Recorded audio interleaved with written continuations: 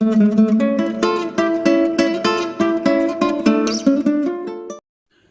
Guys, और एक बार फिर से आप सभी का वेलकम है मेरे और आपके अपने यूट्यूब चैनल पे।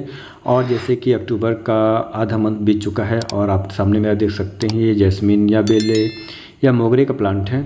और कुछ चीज़ों का ध्यान रखना होगा इस मंथ में, जिससे कि आपका प्लांट्स पूरा अच्छे से हरा भरा रहेगा पूरे ठंडे में। और साथ ही साथ जैसे ही मौसम में थोड़ा सा गर्माहट दिखेगा, इसमें बड आना भी शुरू हो जाएगा। तो आप जैसे देख पा रहे हैं कि किस तरह से ये प्लांट पूरा ग्रीनिश है, कितना अच्छा इसमें जो लीव्स का क्लोरोफिल है, ग्रीनिश कलर, वो काफ़ी अच्छा है। मतलब प्लांट्स पूरा ही हेल्दी है। साथ ही साथ इसमें कोई भी खास मुझे इंसेक्ट या बैक्टीरिया नहीं दिख रहे हैं। तो गाइस, इस मंथ आपको छोटा सा कुछ काम करना होगा। कुछ फर्टिलाइज़र भी आपको मैं बताऊंगा वीडियो में, जो कि आप अगर यूज़ करते हैं अपने प्लांट्स में तो आपका मोगरा ठंड में भी आपको थोड़ा इसमें आपको फूल और कलियाँ देखने को मिलेंगी, और साथ ही साथ इसका ग्रोथ भी काफ़ी अच्छा रहेगा। तो जैसे कि आप देख पा रहे हैं कि ये प्लांट्स पूरा अच्छा ग्रोथ में है, साथ ही साथ बहुत ही पुराना प्लांट है। और सबसे पहले तो हमें अपने प्लांट्स में कुछ चीज़ों को ध्यान रखना होगा, जैसे कि येलो लिप्स है। इन लिप्स को आप चाहें तो खुद से भी क्लीन कर लें, क्योंकि अगर आप खुद से इन लिप्स को क्लीन करते हैं तो प्लांट्स को ज़्यादा मेहनत नहीं करना होगा और प्लांट्स खुद से डिफोलिएट हो जाएगा, तो नया लिप्स भी ग्रो करेगा। साथ ही साथ जो भी येलो लीफ है आप उनको भी हटा दीजिए, क्योंकि ये धीरे धीरे प्लांट्स का एनर्जी सक करता है और एक टाइम के बाद ये लिप्स गिर जाते हैं। तो आप इनको खुद से हटा दें, जिससे कि प्लांट्स को ज़्यादा स्ट्रेस नहीं लेना होगा। और जैसे कि आप देख पा रहे हैं कि ये एक लीफ है जो पूरा लीफ कर्ल हो गया है। तो गाइस, इस टाइप की लीफ को हमें क्या करना है कि हटा देना है तोड़ के, क्योंकि अगर इसके अंदर कोई इंसेक्ट हुआ और इंसेक्ट जो है मौसम के साथ साथ फिर जैसे ही मौसम में थोड़ा चेंजेस आएगा, उसको मौसम ठीक लगेगा तो फिर से इस पर निकल कर सारे लीफ में फैल जाएगा। तो ऐसे लीफ को आपको इसे हटा देना है, जिससे कि प्लांट हमारा हेल्दी रहे। और फ्रेंड्स, आप चाहें तो कुछ 15 to 20 डेज़ में आप एक बार इंसेक्टिसाइड या फिर पेस्टिसाइड का भी यूज़ कर सकते हैं, जिससे कि आपका प्लांट्स हमेशा हेल्दी रहेगा। काफ़ी लोग क्या करते हैं कि प्लांट्स में वायरस या इन्फेक्शन लगने के बाद उसमें इंसेक्टिसाइड यूज़ करते हैं, तो ऐसा नहीं करना है। आपको रेगुलर बेसिस पे यूज़ करना है। साथ ही साथ देखिए किस तरह से ये लीफ ड्राई होकर गिर चुका है, जिसमें वाइट फ्लाइज के ढेर सारे अंडे हैं।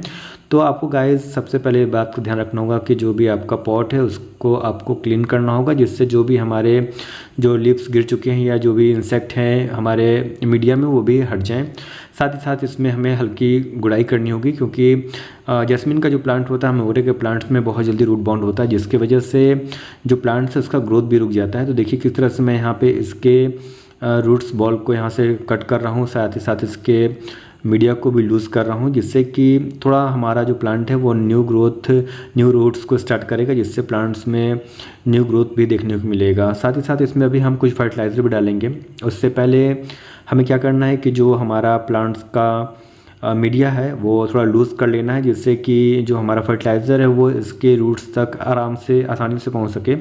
साथ ही साथ गुड़ाई करने से जो हमारे रूट्स में एयर सर्कुलेशन भी होता है, जिससे प्लांट्स का भी ग्रोथ अच्छा होता है। साथ ही साथ प्लांट्स में डिजीज़ भी कम लगते हैं। तो देखिए किस तरह से मैं साइड्स के जो रूट्स हैं या साइड के जो मीडिया है उनको ही हटा रहा हूँ, जिससे कि हमें फर्टिलाइज़र करने में भी आसानी हो। साथ ही साथ इसमें जो रूट्स बाउंड हुई है वो भी थोड़ा सा रूट्स इसमें जो टूट जाएंगे या कट जाएंगे, उससे भी प्लांट्स को नया ग्रोथ स्टार्ट करने में हेल्प मिलेगा। साथ ही साथ गाइस, मोगरा एक हमारा परमानेंट प्लांट है, जिससे कि इसमें काफ़ी अच्छा खुशबू आता है। और ये प्लांट आप ज़रूर से अपने गार्डन में लगाएं, क्योंकि ये प्लांट को लगाने के बाद आप इसे अपने पूजा में भी यूज़ कर सकते हैं। इसका फ्लावर साथ ही साथ जब इसमें हवा चलता है तो काफ़ी अच्छा स्मेल भी देता है, काफ़ी खुशबूदार प्लांट होता है। चलिए एक बार बात कर लेते हैं फर्टिलाइज़र का। तो देखिए यहाँ पे मैं जो फर्टिलाइज़र ले रहा हूँ ये मेरा किचन वेस्ट से बनाया हुआ फर्टिलाइज़र है, जो कि काफ़ी मैंने ड्राई कर दिया है। और देखिए कितना अच्छा फर्टिलाइज़र ये बन चुका है और पूरा बुरादा बन चुका है ये। तो ये काफ़ी अच्छा, जब हम इसमें वाटर मिक्स करेंगे तो काफ़ी अच्छा इसमें से जूस निकलेगा, और जो इसका लिक्विड निकलेगा वो प्लांट्स को काफ़ी अच्छे तरीके से इफ़ेक्ट करेगा। काफ़ी अच्छा नाइट्रोजन फास्फोरस का सोर्स रहेगा। और देखिए किस तरह से मैं इसको पूरे पॉट के साइड में फिल कर रहा हूँ। और गाइज़ ये जो फर्टिलाइज़र है ये बहुत ही बेस्ट फर्टिलाइज़र होता है, क्योंकि ये स्लो रिलीजिंग होता है, जिससे कि आपको बार बार अपने प्लांट्स में फर्टिलाइज़र देने का ज़रूरत नहीं होता है। और देखिए यहाँ पे मैं ऑलमोस्ट 200 ग्राम्स के करीब फर्टिलाइज़र मैंने दिया। और साथ ही साथ यहाँ पे जो मोस्ट इंपॉर्टेंट फर्टिलाइज़र है ये है एप्सम साल्ट, जिससे कि प्लांट्स में प्रकाश संश्लेषण की प्रक्रिया फास्ट हो जाती है, मतलब कि जो फूड पिकिंग की प्रोसेस है प्लांट्स में वो फास्ट हो जाता है एप्सम साल्ट का यूज़ करने से। और इसे मैग्नीशियम सल्फेट भी बोलते हैं। तो आपको इसे हाफ स्पून के करीब यूज़ करना। साथ ही साथ अपने प्लांट्स का एज देख लें किस तरह से उसमें ग्रोथ है, उसके हिसाब से आप यूज़ करें। साथ ही साथ मैं यहाँ पे एक्स्ट्रा प्रिकॉशन के लिए फंजीसाइड यूज़ कर रहा हूँ। ये ऑप्शनल है, आप चाहे तो अपने प्लांट्स में यूज़ कर सकते हैं, लेकिन मैं यहाँ पे थोड़ा यूज़ कर रहा हूँ क्योंकि अभी जो है विंटर का सीज़न आने वाला है, तो प्लांट्स में थोड़ा नमी बनने की वजह से हो सके तो रूट्स में फंगस भी क्रिएट हो, इसलिए मैं पहले से प्रिकॉशन कर रहा हूँ जिससे कि हमारा प्लांट्स पूरी तरह से सेफ रहे। अब गाइस हमें क्या करना है कि इस मीडिया को हमें पूरा अच्छे से कवर कर देना है। जैसे पहले मैंने गुड़ाई किया था, अब सारे मीडिया को डाउन कर देना है जिससे कि जो हमारा फर्टिलाइज़र है वो नीचे चला जाए। और फिर इसके बाद हम इसमें वाटरिंग करेंगे। और साथ ही साथ हमें इस बात का ध्यान रखना है कि जब हम वाटरिंग करें तो इसमें जो फर्स्ट टाइम है काफ़ी अच्छा वाटरिंग करें, जिससे कि हमारा जो मैंने फर्टिलाइज़र जो यूज़ किया था वो पूरा अच्छे से वेट हो जाए और पूरा अच्छे से वो सॉगी हो जाए, जिससे कि उसका जो जूस है उससे पूरे मीडिया में वो मिक्स हो जाए और हमारा प्लांट्स को वो धीरे धीरे मिलना शुरू हो जाए। तो आपको ये करना है। और साथ ही साथ आप हर 15 डेज़ पे एक इंसेक्टिसाइड या एक फंजीसाइड का यूज़ करें, जिससे कि हमारे प्लांट्स में किसी प्रकार का इंसेक्ट ना लगे, क्योंकि हमारे मोगरा या बेली के प्लांट्स में सबसे ज़्यादा हमें वाइट फ्लाई देखने को मिलता है। और वाइट फ्लाई से बचने के लिए आपको एक इंसेक्टिसाइड का यूज़ करना होगा। साथ ही साथ अगर आप चाहते हैं कि मैं एक फुल वीडियो बनाऊँ इसके किस तरह से हमें पेट्स से बचाना है अपने प्लांट्स को, तो आप मुझे कमेंट सेक्शन में बोल सकते हैं। साथ ही साथ देखिए यहाँ पे मैंने अच्छे से वाटरिंग कर दिया है और अब वाटरिंग करने के बाद इस प्लांट को हम रख देंगे फुल सन में। और मोगरा को फुल सन या जैस्मिन प्लांट को फुल सन काफ़ी पसंद है, और ये सन जितना ज़्यादा इसको सनलाइट मिलता है उतना ही प्लांट्स का ग्रोथ भी होता है।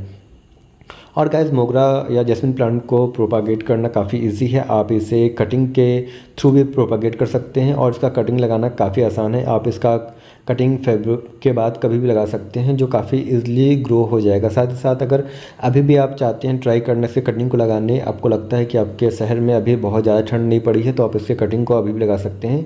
और इसमें आपको ऑलमोस्ट 10 to 15 डेज़ के बाद रूट्स ग्रो हो जाते हैं। आप एक प्लांट से बहुत सारे प्लांट्स को मल्टीप्लाई कर सकते हैं। तो गाइस ये एक छोटा सा वीडियो रहा मोगरा के प्लांट्स को या जैस्मिन के प्लांट को लेकर। आशा करता हूँ कि आज का वीडियो आपको पसंद आया हो। अगर आपको वीडियो पसंद है तो वीडियो को लाइक करना ना भूलें, साथ ही साथ चैनल को भी सब्सक्राइब कर लें। गाइस अगर आपका भी कोई क्वेश्चन है या आप चाहते हैं कि किसी टॉपिक पर मैं वीडियो बनाऊँ, तो आप मुझे कमेंट सेक्शन में लिखना ना भूलें।